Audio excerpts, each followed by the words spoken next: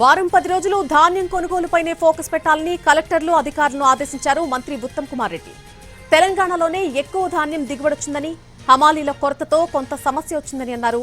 కలెక్టర్లు అక్కడి పరిస్థితికి అనుగుణంగా చర్యలు తీసుకోవాలని అన్నారు. కేంద్రం మొత్తం ధాన్యం కొనడం లేదన్నారు మంత్రి ఉత్తమ్.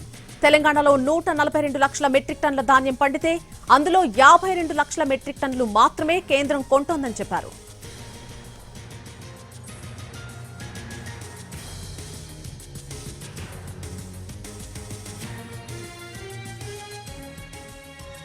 వీటిలో 141 లక్షల మెట్రిక్ టన్నుల వరి ధాన్యం తెలంగాణలో పండింది.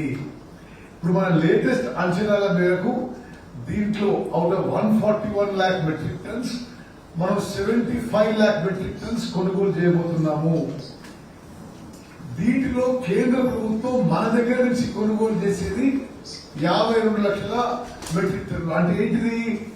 కేంద్ర ప్రభుత్వం ఎంఎస్పీ ప్రకటిస్తుంది కానీ వాళ్ళ ఎంఎస్పీ ప్రోగ్రామ్ లో మనం కొనుగోలు చేసే మొత్తం ధాన్యం మన నుంచి కొనుగోలు చేయడం లేదు. ఈ విషయం మరి సహచర మంత్రులు, ఎమ్మెల్యేలు దయచేసి పొలిటికల్ గా ఈ విషయం మాట్లాడాల్సిన అవసరం ఉంది. ఎందుకంటే central government is announcing MSP price, but మనం ఎంఎస్పీ కొనుగోలు చేసే టోటల్ క్వాంటిటీ మన దగ్గర కొనుగోలు చేయడం లేదు. ఈసారి ఈ రబీ పంటలో ఎన్నడూ కని విని ఎరగని రీతిలో 141 లక్షల మెట్రిక్ టన్నుల వరి ధాన్యం తెలంగాణలో పండింది.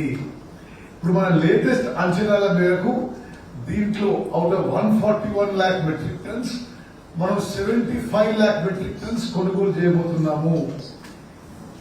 వీటిలో కేంద్ర ప్రభుత్వం మన దగ్గర నుంచి కొనుగోలు చేసేది 52 లక్షల మెట్రిక్ టన్నులు. అంటే ఏంటిది?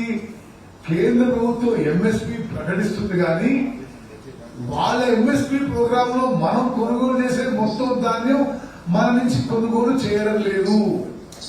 ఈ విషయం మరి సహచర మంత్రులు, ఎమ్మెల్యేలు దయచేసి పొలిటికల్ గా ఈ విషయం మాట్లాడాల్సిన అవసరం ఉంది.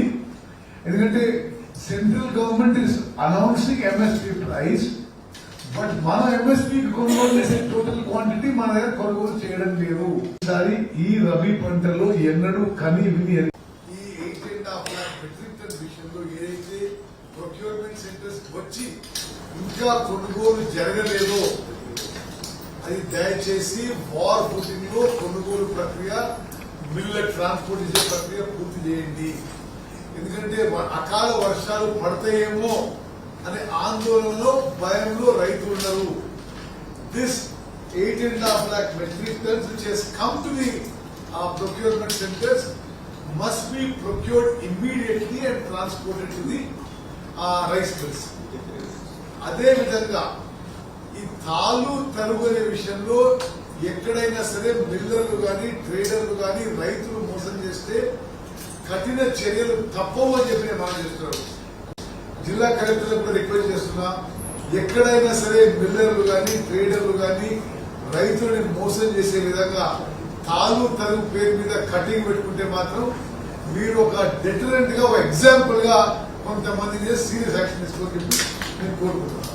ఈ 8.5 lakh మెట్రిక్ టన్ విషయంలో ఏదైతే ప్రొక్యూర్మెంట్ సెంటర్స్ వచ్చి ఇంకా